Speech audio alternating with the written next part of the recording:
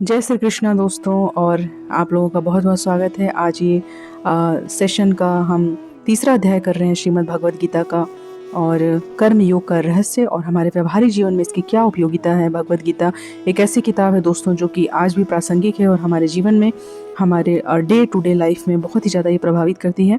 और कर्म योग का रहस्य है जो कि चैप्टर 3 में बताया गया है। इससे पहले हमने इंट्रोडक्शन देखा हुआ है, और चैप्टर 1 और चैप्टर 2 में हमने देखा था कि किस तरीके से कुरुक्षेत्र के युद्ध का वर्णन संजय कर रहा है अपने दिव्य नेत्रों से, और वो धृतराष्ट्र के जितने भी क्वेश्चन हैं उनका आंसर करता है कि वहाँ युद्ध क्षेत्र में क्या चल रहा है, कौरवों और पांडवों के बीच में किस तरीके का वार्तालाप हो रहा है, किस तरीके का शंखनाद हुआ है और कैसे युद्ध शुरू हो रहा है।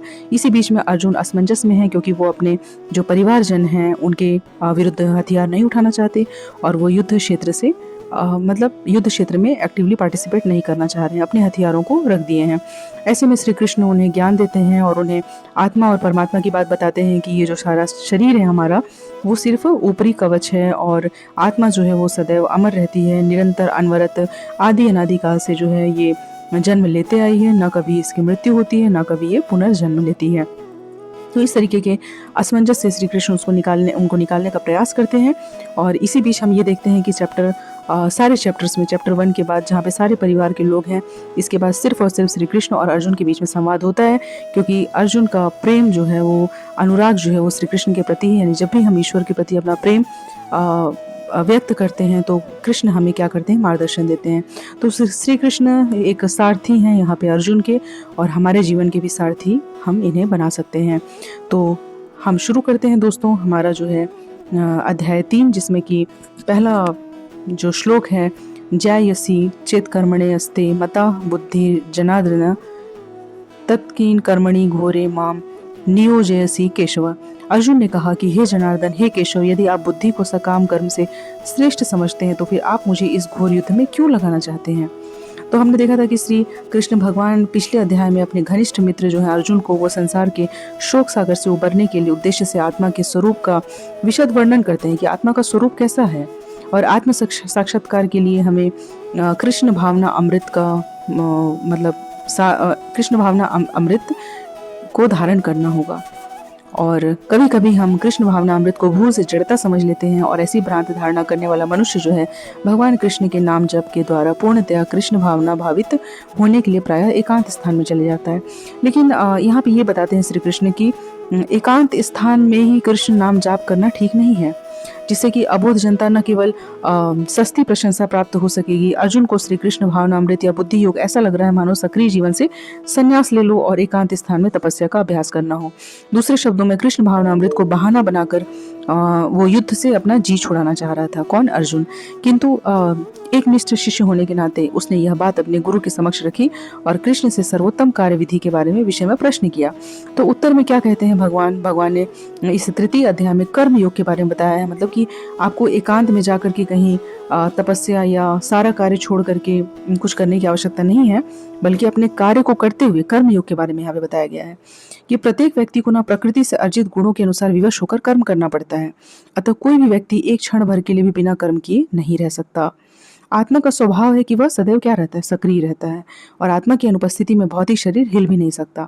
यह शरीर तो मृत वाहन के समान है। जिस दिन देखिए किसी की मृत्यु हो जाती है, आत्मा शरीर से बाहर निकल जाती है, उस दिन हम कोशिश करते हैं कि जल्दी से जल्दी क्या करें, इस शरीर का अंतिम संस्कार कर दें, अन्यथा क्या होगा, इन्फेक्शन फैलेगा, है ना। मतलब सड़ना शुरू हो जाता है, सड़न शुरू हो जाती है बॉडी में। तो एक क्षण भी हम रुक नहीं सकते। तो इसका मतलब क्या है कि जो आत्मा है उस देह में, उस शरीर में, मतलब आत्मा ही है जिसके कारण उसका अस्तित्व है। जिस दिन हमारे शरीर से आत्मा निकल जाएगी उस दिन इसका कोई भी वैल्यू नहीं रह जाएगा। तो यहाँ पे ये कहते हैं कि कृष्ण भावना अमृत को जो अंगीकार कर लेता है, और तो भले ही वह शास्त्रानुमोदित कर्मों को न करे, अथवा वह ठीक तरह से अगर भक्ति नहीं भी करता है या पतित भी हो जाता है, तो इसमें उसकी हानि या बुराई नहीं होगी। किंतु यदि वह शास्त्र अनुमोदित सारे कार्य करे और कृष्ण भावना भावित न हो, तो ये सारे कार्य उसके किस लाभ के हैं। मतलब भावना का यहाँ पे देखिए कितना महत्वपूर्ण स्थान बताया गया है कि आप सारे शास्त्र सम्मत कार्य कर रहे हैं, लेकिन आपके अंदर भावना नहीं है, प्रेम नहीं है, अनुराग नहीं है कृष्ण के प्रति, तो इस तरह का संन्यास भी लेना कोई खास आपको चरम लक्ष्य तक पहुंचाने में हेल्पफुल नहीं है, क्योंकि जहाँ पे कृष्ण भावना अमृत नहीं है वहाँ पे कुछ भी व्यर्थ है। तो जो कर्मेंद्रियों को वश में करता है, किंतु जिसका मन इंद्रिय विषयों का चिंतन करता रहता है वह निश्चित रूप से स्वयं को धोखा देता है और मिथ्याचारी कहलाता है। मतलब आप मिथ्याचारी व्यक्ति हैं। मतलब कृष्ण भावना अमृत से आप कार्य नहीं कर रहे हैं, सिर्फ दिखावा कर रहे हैं। मतलब ध्यान में आप बैठे हैं लेकिन दिखावा कर रहे हैं। कई ऐसे साधु संत होते हैं जिनका मन इंद्रिय भोग में ही लगा रहता है और वो उसी का चिंतन करते रहते हैं और सिर्फ अपने जो अबोध शिष्य हैं उनको बहकाने के लिए कुछ मतलब दर्शन की बातें कर रहे हैं, बड़े बड़े श्लोक बता रहे हैं बड़े बड़े, लेकिन खुद में क्या है उनके अंदर इंद्रियां उनके वश में नहीं है और विषय चिंतन ही कर रहे हैं। जैसे अगर बहुत सारे धूर्त होते हैं तो वो क्या करते हैं, विषय भोग के बारे में ही सोचते रहते हैं। बहुत सारे बाबा लोगों को आपने देखा होगा कि वो कहीं ना कहीं संलिप्त हो जाते हैं। इसी प्रकार कोई धन के वश में हो जाता है, कोई है ना, 3 चीज़ कंचन, कामिनी और कीर्ति, तीनों में से किसी न किसी माया के वशीभूत होकर के अपने सारे फल को क्या करते हैं, वेस्ट कर देते हैं। उनका चित्त अशुद्ध रह जाता है।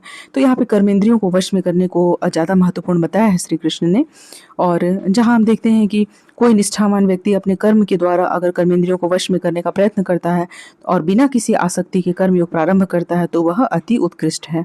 मतलब कार्य करना है लेकिन हमें उसके फल की आशा नहीं करनी है। सभी कर्मों को, अपने जितना भी कर्म है उसको श्री कृष्ण अर्पणमस्तु कर देना है। अपना नियत कर्म करना है, क्योंकि कर्म न करने की अपेक्षा कर्म करना श्रेष्ठ है। मतलब कभी भी कर्म योग यह नहीं बताता, गीता में श्री कृष्ण यह नहीं बताते कि आपको सिर्फ भक्ति करनी है और अपना कर्म करना छोड़ देना है। तो कर्म के बिना तो शरीर का निर्वाह नहीं हो सकता। जब तक हम अपनी आवश्यकताओं की पूर्ति करेंगे तो हमें उसके लिए क्या है, धन की आवश्यकता होगी। और एक गृहस्थ के लिए, एक सेना नायक के लिए उसका धर्म क्या है? उसका धर्म ये थोड़ी है कि वो आसानी से बैठ जाए, सारा काम छोड़ के एकांत में चला जाए या फिर युद्ध छोड़ करके रण क्षेत्र से भाग जाए, बल्कि उसका जो कर्म है वो उसे करना होगा। गृहस्थ का धर्म है परिवार का पालन करना, तो उसे करना होगा। यदि एक सेना नायक का युद्ध क्षेत्र में लड़ना ही धर्म है तो वो उसे करना होगा। तो यहाँ कर्म के बारे में महत्व बताया गया है अध्याय 3 में। तो ये हमारे लिए भी निश्चित रूप से काफ़ी ज़्यादा उपयोगी है। एक छात्र जीवन में कर्म का क्या महत्व हो सकता है कि आप बिल्कुल सारा पढ़ाई लिखाई छोड़ करके बैठ जाएं और सोचें कि हमारा रिजल्ट हो जाएगा, तो ऐसा संभव नहीं है। आपको कर्म करना ही पड़ेगा। श्री विष्णु के लिए यज्ञ रूप में कर्म करना चाहिए, अन्यथा कर्म के द्वारा इस भौतिक जगत में बंधन उत्पन्न होता है। तो कहते हैं श्री कृष्ण ने कि हे कुंती पुत्र, उनकी प्रसन्नता के लिए अपने नियत कर्म करो और इस तरह तुम बंधन से सदा मुक्त हो जाओगे। सृष्टि के प्रारंभ में समस्त प्राणियों के स्वामी जो थे प्रजापति यानी कि ब्रह्मा ने विष्णु के लिए यज्ञ सहित मनुष्यों और देवताओं की संततियों की को रचा और उनसे कहा कि तुम इस यज्ञ से सुखी रहो, क्योंकि इसके करने से तुम्हें सुखपूर्वक रहने तथा मुक्ति प्राप्त करने के लिए समस्त वांछित वस्तुएं प्राप्त हो सकेंगी। यज्ञों के द्वारा प्रसन्न होकर देवता तुम्हें भी प्रसन्न करेंगे और इस तरह मनुष्यों तथा देवताओं के मध्य सहयोग से सबों को संपन्नता प्राप्त होगी। तो आज के समय में जो कलयुग चल रहा है दोस्तों, इस दौरान यज्ञ का उतना महत्व नहीं है, लेकिन कहा जाता है कि कर्म का, नाम जाप का काफ़ी ज़्यादा महत्व है। मतलब ईश्वर का नाम लेना और भावना युक्त नाम लेना। मतलब आपके मुख से सिर्फ राम राम निकल रहा है, कृष्ण कृष्ण निकल रहा है, राधा राधा निकल रहा है, लेकिन अगर भावना में नहीं है तो वो किसी भी प्रकार का मतलब फ्रूटफुल नहीं है। वो नाम लेना सिर्फ एक तरह का दिखावा है। तो जीवन की विभिन्न आवश्यकताओं की पूर्ति करने वाले विभिन्न देवता यज्ञ संपन्न होने पर प्रसन्न होकर तुम्हारी सारी आवश्यकताओं की पूर्ति करेंगे, किंतु जो इन उपहारों के देवताओं को अर्पित किए बिना भोगता है वह निश्चित रूप से चोर है। यहाँ कहा है कि देखिए, जो सतयुग था उसमें देखे होंगे कि बहुत सारे यज्ञ वगैरह संपादित किए जाते थे और उसमें ईश्वर को क्या किया जाता था, अर्पित किया जाता था। तो अगर हम किसी चीज़ का भोग कर रहे हैं, मतलब ऐश्वर्य का उपभोग कर रहे हैं, लेकिन हम कोई यज्ञ में किसी चीज़ को त्याग नहीं रहे, अर्पित नहीं कर रहे हैं, तो कहा गया है कि अर्पित किए बिना अगर हम किसी भोग को भोगते हैं तो वह एक तरह की चोरी है। मतलब अगर आप संसार से कई चीज़ें ले रहे हैं तो आपको उसको अर्पित भी करना होगा। ये एक थैंकफुल, मतलब कहा जाए कि अर्पित करना, किसी को भेंट चढ़ाना, ये करना आवश्यक होता है यज्ञ में। लेकिन अब सतयुग के बाद त्रेता युग आया जिसमें कि भक्ति के बारे में इंपॉर्टेंस मतलब बताया गया है, जबकि कलयुग में सिर्फ नाम को ही कलयुग में नाम आधार को ही ज़्यादा महत्व दिया गया है। भगवान के भक्त सभी प्रकार के पापों से मुक्त हो जाते हैं, क्योंकि वे यज्ञ में अर्पित किए गए भोजन प्रसाद को ही खाते हैं। अन्य लोग जो अपने इंद्रिय सुख के लिए भोजन बनाते हैं वे निश्चित रूप से पाप को खाते हैं। देखिए, इसमें कहा गया है ना कि जो भी हम भोजन करते हैं, चाहे वो सुबह का, दोपहर का, शाम का हो, या किसी भी भोग की वस्तु को हम मतलब भोगते हैं, तो ऐसे में हमको ईश्वर को याद रखना है, क्योंकि जिनके कारण हमको ये चीज़ मिली है और जिनके कारण हम मतलब इस चीज़ का उपभोग कर पा रहे हैं, उनका श्रवण, उनका कीर्तन, उनका स्मरण, उनका अर्चन या तो आप यज्ञ के द्वारा करिए या फिर आप कलयुग में हैं तो नाम के द्वारा करिए, स्मरण में रहिए, उनका सुमिरन करना है। नहीं तो उसके बिना यदि आप भोग रहे हैं तो वो पाप के समान है।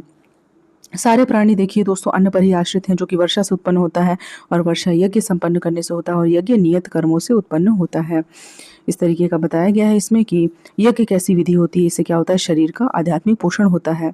ऐसा करने से शरीर के जो विगत पाप होते हैं वो कर्मफल नष्ट होते हैं। और जब कोई छूत का रोग फैलता है और आक्रमण से बचने के लिए जैसे कि रोगाणु रोधी टीका लगाया जाता है, इसी प्रकार भगवान विष्णु को अर्पित करके ग्रहण किया जाने वाला भोजन हमें भौतिक संदूषण से निरापद बनाता है। कुल मिलाकर के ना, किसी भी चीज़ को अगर पवित्र करना है, भोजन को पवित्र करना है, या फिर आप किसी गृहस्थ जीवन का पालन कर रहे हैं और आप किसी भौतिक चीज़ का उपभोग करना चाहते हैं, तो उसको पहले कृष्ण को अर्पित करके करें। क्योंकि हम वैसे भी गलत चीज़ का अर्पण नहीं कर सकते हैं, पाप कर्म को कभी अर्पित नहीं कर सकते। तो हमारे दिन भर का जो कार्य है, जब हम उसे श्री कृष्ण अर्पणमस्तु करेंगे, तो हमारे मन में ये सेल्फ ही भावना आएगी कि हम अच्छे कार्य करें। वेदों में नियमित कर्मों का विधान है, और ये वेद साक्षात श्री भगवान से प्रकट हुए हैं। फलतः सर्वव्यापी ब्रह्म यज्ञ कर्मों में सदा स्थित रहता है। तो इसमें यह कहा गया है कि कृष्ण को प्रसन्न करने के लिए कर्म की आवश्यकता को भली भांति विवेचित किया गया है। यदि हमें यज्ञ पुरुष विष्णु के परितोष के लिए कर्म करना है, तो हमें ब्रह्म या दिव्य वेदों के से कर्म की दिशा प्राप्त करनी होगी। अतः सारे वेद क्या हैं, कर्मादेशों की संहिताएं हैं। वेदों के निर्देश के बिना किया गया कोई भी कर्म विकर्म या अवैध अथवा पापपूर्ण कर्म कहलाता है। देखिए दोस्तों, वेद और शास्त्र लिखे गए हैं और वो हमारे लिए ही मतलब एक मार्गदर्शक हैं, लेकिन हम कहाँ पढ़ पाते हैं। हमारी ऑलरेडी छात्र जीवन में इतनी सारी किताबें होती हैं पढ़ने के लिए कि इतना कुछ समय नहीं निकल पाता। फिर जब गृहस्थ जीवन में आते हैं तो जिम्मेदारी और ज़्यादा बढ़ती जाती है, और जब वृद्धावस्था में आते हैं तो उतना समझ नहीं आता क्या करना है, समय कम बचा है। तो जितने भी शास्त्र होते हैं, वेद होते हैं, इसको पढ़ते हुए और उसमें जो पालन करने वाली योग्य चीज़ें हैं उनको करते हुए ही हमें आगे अपना जीवन जीना चाहिए, ऐसा इसमें लिखा गया है। हे प्रिय अर्जुन, जो मानव जीवन इस प्रकार वेदों के द्वारा स्थापित यज्ञ चक्र का पालन नहीं करता, वह निश्चित रूप से पापमय जीवन व्यतीत करता है। ऐसा व्यक्ति केवल इंद्रियों की तुष्टि के लिए व्यर्थ ही जीवित रहता है। जैसे हम और आप, हमको सुबह पता है क्या करना है, शाम को पता नहीं क्या करना है, दिन ऐसे ही व्यतीत होता जा रहा है।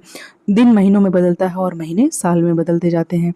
तो अगर उसमें हम वेद या शास्त्र का अध्ययन करेंगे, तो शायद उसमें क्या है, हमारे एक उद्देश्य है, और हम केवल इंद्रियों की तुष्टि के लिए नहीं जिएंगे। मतलब सिर्फ अपने जो भोग हैं, विषय, मतलब कि हमको धन चाहिए, हमको ऐश्वर्य चाहिए, हमको पद चाहिए, प्रतिष्ठा चाहिए, या फिर परिवार का साथ चाहिए, तो ये सब क्या भौतिक चीज़ें हैं। लेकिन जो हमारा परम लक्ष्य होता है, जिसके प्राप्ति के लिए यज्ञ चक्र का अनुसरण करना आवश्यक होता है, आत्म साक्षात्कार के लिए किस चीज़ की आवश्यकता होती है, और हम अपनी इंद्रियों को किस प्रकार से संतुष्ट करें कि वो सिर्फ भगवत भाव में लगा रहे, ये सारी हमें जो दक्षता होती है वो यज्ञ से प्राप्त होती है, या फिर इन सब वेदों के अध्ययन करने से प्राप्त होती है। तो ये सारा ज्ञान जो है इसमें बताया गया है कि हमारे जीवन का उद्देश्य मात्र विषय भोग करके सिर्फ भौतिक चीज़ों की उपलब्धि करना नहीं है। मतलब हम शरीर के लिए तो बहुत कुछ कर रहे हैं, लेकिन हमें अपने आत्मा के लिए हम क्या कर रहे हैं, उसका हमें ज्ञान इन्हीं के माध्यम से होगा। किंतु जो व्यक्ति आत्मा में ही आनंद लेता है तथा जिसका जीवन आत्म साक्षात्कार युक्त है और अपने में ही पूर्णतया संतुष्ट रहता है, उसके लिए कुछ करणीय यानी कि कर्तव्य नहीं होता है। मतलब परम आनंद से अगर हम जुड़ गए, मतलब हमारा कनेक्शन जो है अगर परम आनंद से हो जाता है, तो हम दिन भर आनंद में रहेंगे। उस समय हमें न तो किसी भौतिक कार्य में रुचि आएगी, ना ही सुरा सुंदरी या फिर अन्य किसी प्रलोभन में कोई प्रकार का आनंद मिलेगा। तब हमारा आनंद का स्रोत क्या हो जाएगा, परम आनंद। स्वरूप स्वरूप सिद्ध व्यक्ति के लिए न तो अपने नियत कर्मों को करने की आवश्यकता रह जाती है, और न ही ऐसा कर्म न करने का कोई कारण ही रहता है। उसे किसी अन्य जीव पर निर्भर रहने की आवश्यकता भी नहीं रहती। मतलब अगर आप कृष्ण का, मतलब ईश्वर का अगर आप शरण ले लेते हैं, तो आपको किसी मनुष्य, देवता या फिर अन्य किसी का शरण लेने की आवश्यकता नहीं है। आप एक के ऊपर आश्रित हो जाते हैं। अतः कर्म फल में आसक्त हुए बिना मनुष्य को अपना कर्तव्य समझकर निरंतर कर्म करते रहना चाहिए, क्योंकि अनासक्त होकर कर्म करने से उसे परब्रह्म की प्राप्ति होती है। जनक जैसे राजाओं ने केवल नियत कर्म को करने से ही सिद्धि प्राप्त की थी। अतः सामान्य जनों को शिक्षित करने की दृष्टि से हमें क्या करना चाहिए, कर्म करना चाहिए। महापुरुष जो जो आचरण करता है, सामान्य व्यक्ति क्या करता है, उसी का अनुसरण करता है। तो वह अपने अनुसरणीय कार्यों से जो आदर्श प्रस्तुत करता है, वह संपूर्ण विश्व के लिए क्या होता है, अनुसरणीय होता है। हे पृथा पुत्र, तीनों लोकों में मेरे लिए कोई भी कर्म नियत नहीं है, न मुझे किसी वस्तु का अभाव है और न ही आवश्यकता ही है, तो मैं नियत कर्म करने में तत्पर रहता हूँ। क्योंकि यदि मैं नियत कर्मों को सावधानी पूर्वक न करूं, तो हे पार्थ, यह निश्चित रूप से सारे मनुष्य मेरे पथ का ही अनुगमन करेंगे।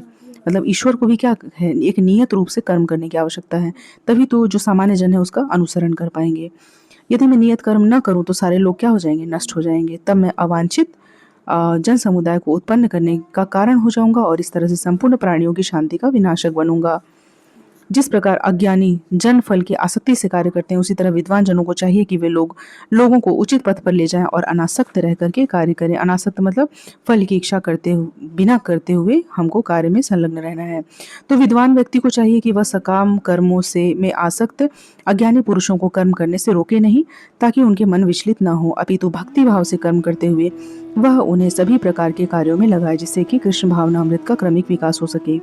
तो इसमें यह कहा गया है कि सकाम कर्मों तथा वैदिक अनुष्ठानों के द्वारा नियमित इंद्रिय तृप्ति के माध्यम से मनुष्य धीरे धीरे कृष्ण भावनामृत को प्राप्त हो जाता है। और यह कृष्ण भावनामृत में स्वरूप सिद्ध जीव को चाहिए कि अन्यों को अपना कार्य करने और समझाने में बाधा न पहुंचाए, लेकिन उसका क्या करे, मार्गदर्शन करे। मार्गदर्शन करना चाहिए हमें। अगर कोई गलत आचरण कर रहा है, कार्य नहीं कर रहा है, तो हमें क्या करना चाहिए, उनको मार्गदर्शन देना चाहिए। जीवात्मा अहंकार के प्रभाव से मोहग्रस्त होकर अपने आप को समस्त कर्मों का कर्ता मान बैठता है, जबकि वास्तव में प्रकृति के तीनों गुणों द्वारा संपन्न किए जाते हैं। तो यहाँ पे देखा जाएगा कि मनुष्य क्या है, अपने से मतलब स्वयं करता नहीं है, तो स्वयं करता नहीं है, बल्कि वो प्रकृति के तीनों गुणों के द्वारा संपन्न किए जाने वाले कार्य को करता है। तो उसे यह ज्ञात नहीं होता कि उसके इस स्थूल शरीर और सूक्ष्म शरीर की रचना क्या है, प्रकृति के द्वारा भगवान की अध्यक्षता में की गई है। अतः उसके सारे शारीरिक और मानसिक कार्य कृष्ण भावनामृत में रहकर कृष्ण की सेवा में तत्पर होने चाहिए। तो अज्ञानी व्यक्ति क्या करता है, भूल जाता है, ईश्वर को भूल जाता है और वो अपने इंद्रियों के अनुसार ही चलने लगता है, और वो अपने जो साक्षात संबंध है, शाश्वत संबंध है हमारे ईश्वर से, उसको भूल करके मोहग्रस्त हो जाता है। फिर मोह के अनुसार वो कार्य करने लगता है। हे महाबाहो, भक्ति भाव में कर्म तथा सकाम कर्म के भेद को भली भांति जानते हुए जो परम सत्य को जानने वाला है, वह कभी भी अपने आप को इंद्रियों या इंद्रिय तृप्ति में नहीं लगाता। देखिए, हमारे पास क्या है, एक शरीर है, और शरीर में हमारे पास इंद्रियां हैं। जैसे हमें अच्छा देखना अच्छा लगता है, अच्छा भोजन करना अच्छा लगता है, विषय आसक्ति में हमारा ध्यान चला जाता है। तो हम क्या हैं, किसी कारण से देहात्म बुद्धि में फंस चुके हैं। अपने अस्तित्व को हम ये मान रहे हैं कि शरीर ही हमारा अस्तित्व है, लेकिन हम आत्मा को क्या चाहिए वो पूरी तरीके से हम भूल चुके हैं। तो ये तब तक हमें मतलब ईश्वर की कृपा से ही ना हम इस इंद्रिय जाल से क्या है बाहर निकल पाएंगे। माया के गुणों से मोहग्रस्त होने पर अज्ञानी पुरुष पूर्णतया भौतिक कार्यों में संलग्न रहकर उनमें आसक्त हो जाता है। यद्यपि उनके ये कार्य उनमें ज्ञानाभाव के कारण अधम होते हैं, किंतु ज्ञानी को चाहिए कि उन्हें विचलित ना करे। ज्ञानी व्यक्ति को क्या चाहिए, उन्हें विचलित ना करे। जो लोग अज्ञानी हैं वो कृष्ण भावना अमृत के कार्यों को नहीं समझ पाते। अर्थात भगवान कृष्ण हमें उपदेश देते हैं कि ऐसे लोगों को विचलित न किया जाए और व्यर्थ ही मूल्यवान समय नष्ट न किया जाए। किंतु जो भक्त होते हैं भगवान से भी अधिक दयालु होते हैं, क्योंकि वे भगवान को ही क्या करते हैं, मानते हैं और उनका अभिप्राय समझते हैं, सारे संकटों को झेल जाते हैं। तो मानव के लिए ऐसे व्यक्ति क्या होते हैं, बहुत ही परम आवश्यक होते हैं। अतः हे अर्जुन, अपने सारे कार्यों को मुझे समर्पित करो और मेरे पूर्ण ज्ञान से युक्त होकर लाभ की आकांक्षा से रहित, मतलब किसी भी प्रकार का लाभ हानि आकांक्षा ये सब छोड़ करके स्वामित्व के किसी दावे के बिना तथा आलस्य से रहित होकर युद्ध करो। कृष्ण कह रहे हैं युद्ध करने को, उसको प्रेरित कर रहे हैं। किसको, अर्जुन को। जो व्यक्ति मेरे आदेशों के अनुसार अपने कर्तव्य करते रहते हैं और ईर्ष्या रहित होकर इस उपदेश का श्रद्धापूर्वक पालन करते हैं, वे सकाम कर्मों के बंधन से मुक्त हो जाते हैं। मतलब सुबह से उठ के अगर आप जितना भी कार्य करते हैं उनको रात में सोते समय श्री कृष्ण अर्पणमस्तु करके सो जाना है। मतलब उसकी सारी चीज़ें हमें कृष्ण को अर्पित कर देनी है, या जिस भी भगवान में आपकी श्रद्धा है उसको अर्पित कर देनी है। किंतु जो ईर्ष्यावश इन उपदेशों की उपेक्षा करते हैं और इनका पालन नहीं करते, उन्हें समस्त ज्ञान से रहित दिग्भ्रमित तथा सिद्धि के प्रयासों में नष्ट भ्रष्ट समझना चाहिए। ज्ञानी पुरुष कौन होते हैं, जो अपनी प्रकृति के अनुसार कार्य करते हैं, क्योंकि सभी प्राणी तीनों गुणों से प्राप्त अपनी प्रकृति का ही अनुसरण करते हैं। भला दमन से क्या हो सकता है। तो किसी को भी सहसा अपने नियत कर्म त्याग कर तथा कथित योगी या कृत्रिम अध्यात्मवादी नहीं बनना चाहिए। अच्छा तो ये होगा कि जिस स्थिति में आप हैं उसी स्थिति में रहकर प्रशिक्षण लें और कृष्ण भावना अमृत को प्राप्त करने का क्या करें, प्रयास करें। तब आप माया के बंधन से मुक्त हो जाएंगे। प्रत्येक इंद्रिय तथा उसके विषय से संबंधित राग द्वेष को व्यवस्थित करने के नियम होते हैं। मनुष्य को ऐसे राग और द्वेष के वशीभूत नहीं होना चाहिए, क्योंकि यह आत्म साक्षात्कार के मार्ग में अवरोधक है। तो अपने नियत कर्मों को दोषपूर्ण ढंग से संपन्न करना भी अन्य के कर्मों को भली भांति करने से श्रेयस्कर है। तो अपने कर्मों पे ध्यान देना है, अपनी प्रवृत्ति को श्रेष्ठ बनाना है और अन्य किसी के मार्ग का अनुसरण नहीं करना है। अर्जुन ने कहा कि हे श्री कृष्ण, मनुष्य न चाहते हुए भी पाप कर्मों के लिए प्रेरित क्यों होता है? हम तो करना नहीं चाहते कोई भी पाप कर्म, न किसी का बुरा करना चाहते हैं, तो ऐसा लगता है कि उसे बलपूर्वक उसमें लगाया जा रहा है। तो श्री कृष्ण भगवान क्या कहते हैं, हे अर्जुन, इसका कारण रज्जुगुण के संपर्क से उत्पन्न काम है, जो बाद में क्रोध का रूप धारण करता है और जो इस संसार का सर्वभक्षी पापी शत्रु है। मतलब हमारी इसमें गलती नहीं है, ये जो रजोगुण होता है ना, वही हमसे ये सब कराता है। जब हम देखिए, जैसा हमारा साथ होता है, संगत होता है, वैसा ही हम सोचने लगते हैं। आप अभी क्रोधी दोस्त बना लीजिए, चाट है, आपको क्रोध आने लगेगा। आप ऐसे लोभी दोस्त बना लीजिए तो आपको लोभ आने लगेगा। जब शुरू में कोई व्यक्ति सेलेक्ट होता है तो सोचता है मैं बहुत नियम से चलूँगा, कभी भ्रष्टाचार नहीं करूँगा, लेकिन जब वो सिस्टम में आता है और सभी लोगों को वैसा करते हुए देखता है तो उसके अंदर भी आकांक्षा उत्पन्न हो जाती है कि लोभ, लालच, है ना, ये सारी चीज़ें, माया उसको घेर लेती है। तो जैसी संगत होती है, जैसा आपका प्रवृत्ति होता है, जैसे गुण आप बनाते हैं, वो वैसा ही कार्य आप करने लग जाते हैं। तो ऐसे में ना हमें भगवान का शरण लेना चाहिए और हमें अपने आसपास की माया मोह से प्रभावित मतलब ना हो, ऐसा प्रेयर करना चाहिए, ऐसी प्रार्थना करनी चाहिए ईश्वर से। तो जिस प्रकार अग्नि धुएं से, दर्पण धूल से अथवा भ्रूण जो है गर्भाशय से ढका हुआ होता है, उसी प्रकार जीवात्मा इस काम की विभिन्न मात्राओं से आवृत रहती है। मतलब काम थोड़ा बहुत तो आपको परेशान करेगा ही करेगा, माया जो है आपको कहीं ना कहीं डिस्टर्ब करेगी ही करेगी। तो इस प्रकार ज्ञान में जीवात्मा की शुद्ध चेतना उसके काम रूपी नित्य शत्रु, ये हमारा नित्य शत्रु है ना काम, उसे ढका हुआ रहता है, जो कभी संतुष्ट होगा ही नहीं आपको। मतलब रोज आप एक नया चीज़ इच्छा करेंगे, डिमांड करेंगे, वो पूरी हो जाएगी, फिर संतुष्टि नहीं होगी, फिर कोई अगली इच्छा आ जाएगी। तो ये ना, मतलब हमारा जो अंतर मन है वो हमेशा क्या होता है, अग्नि के समान जलता रहता है, जलता रहता है। उसमें कितनी भी चीज़ें डालते जाओ, कितनी भी भौतिक वस्तुएं, मतलब कुछ भी विषय, भोग, काम, मतलब धन, आपकी कीर्ति की आकांक्षा, कुछ भी उसमें डाल दिया जाए ना, तो वो एक फिर आग जो है क्या हो जाता है, फिर से अनवरत जलता रहता है और वो कभी तृप्ति होती ही नहीं है उसकी।